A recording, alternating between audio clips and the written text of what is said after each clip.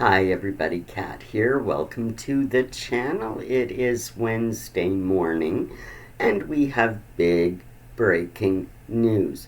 Prince Harry has settled in his court case against the Sun newspaper group for it ranged from illegal gathering of information to the phone hacking and all of that going back. Now remember, we know that years ago Prince William was offered a substantial amount to settle.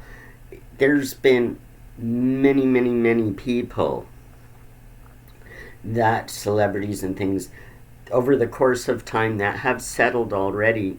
And Prince Harry, Dragon Slayer, said that, it's the principle of the thing. He would never settle.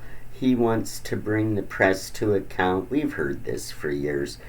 And but there has been some interesting developments in the last 24 hours that I think led to this. It was getting to the point that the only two litigants left were Prince Harry and Lord something or other. They were the only two that, even Hugh Grant settled. Nobody had the money to sustain this kind of ongoing court litigation. And even yesterday, you could tell with the reporting that Judge Faircourt was getting pretty upset. He's admonished Harry in the past for even bringing the case and saying, you can't just say you feel like you've been hard done by and they did terrible things, and you actually have to bring facts to the case. And Harry had said something to the effect, well, that's what I'm here, I want to find everything out. Well, this is not how the courts work. So anyway, Judge Faircourt was already frustrated with Harry and his lawyers. And even yesterday, when Harry's lawyers were asking for a continuance again to delay things again, Judge Faircourt was getting upset. He said, no, you gotta talk to your client. And there was a big, it's, just a big mix-up because it's, 7 hours earlier, 8 hours earlier in California, and poor Harry was asleep. Like, they just couldn't get it together, couldn't get messaging back and forth. And the Judge Faircourt has been frustrated about this for a long time. And I think even the Sun is going, this has got to end, And they offered a settlement. Like, here's the thing. If Harry had played it through, whether he won or not, he would have to pay all the legal fees for both sides. Just a madness, right? And I don't think the guy's got the money. I don't think he's got the money to sustain it anymore. Look what's happening with Netflix, and their careers and their reputations are going down the toilet. This may indeed be the last victory that Harry's ever able to grasp, and I think this was relayed to him like it's time.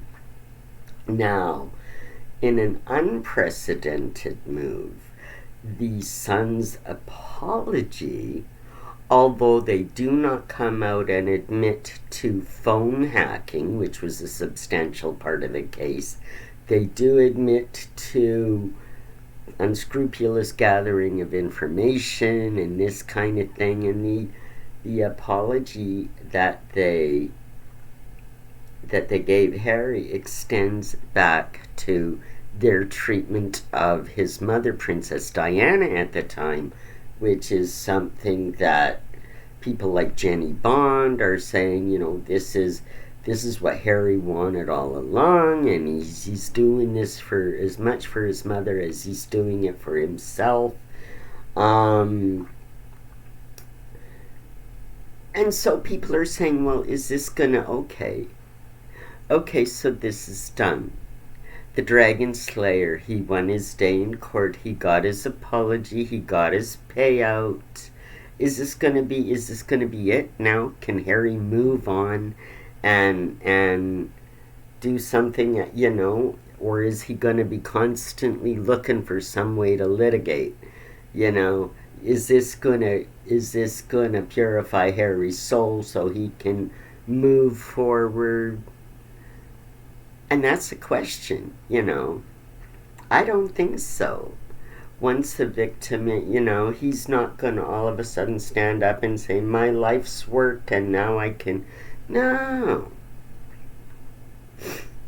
No. He's still not gonna be happy. He's still working against free speech. Now, with Donald Trump in place, that's going to make things a little more difficult for Harry, I think, in his position as a prince of the realm, beacon off in America about what he sees the direction the country going in, and he doesn't approve. Well, who the hell are you, Harry? This small victory is going to go to his head, and he's going to think, because he's an egotistical shithead, he's going to think that actually this win, so-called settlement, is going to gives him even more credibility to carry on with this pile-on against everybody that doesn't agree with him.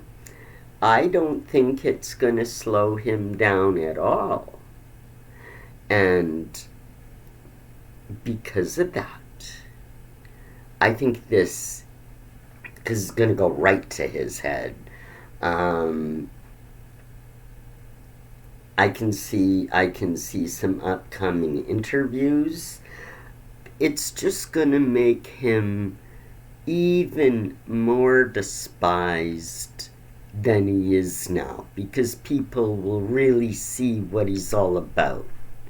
He's all about, I'm Prince Harry, and what I say people should listen to, and I don't agree with this, and I don't agree with that. And that's what it's going to be. This is going to give him a boost, an egotistical boost in his head, like he can just plow forward and he's got the power. And I think it's going to, like everything they do, I think this small sort of win is going to backfire on him, because he's going to run with it like a dog with a bone. This doesn't take away the fact that free speech is a platform in America that is a foundation stone of their society that he doesn't agree with. Come on, he's a prince. What are you guys doing? This is Zuckerberg, free speech, and it's a madness. When are they going to start listening to Prince Harry? This is the way he rolls. This is his attitude. And I think that this egotistical boost he'll be experiencing here is going to end up backfiring on him, because people will actually see what the guy is all about. I think he's going to feel energized to really start spouting out and thinking he's really got some relevance. And 2025, I mean, Harry and Meghan, the gift that keep on giving. I just see, this is just the beginning of a death spiral for the two of them. Irrelevance awaits. That's my take on everything. Hope you enjoyed this video. Like and subscribe. Leave me a comment. And we will see you in the next one. Take care, everybody.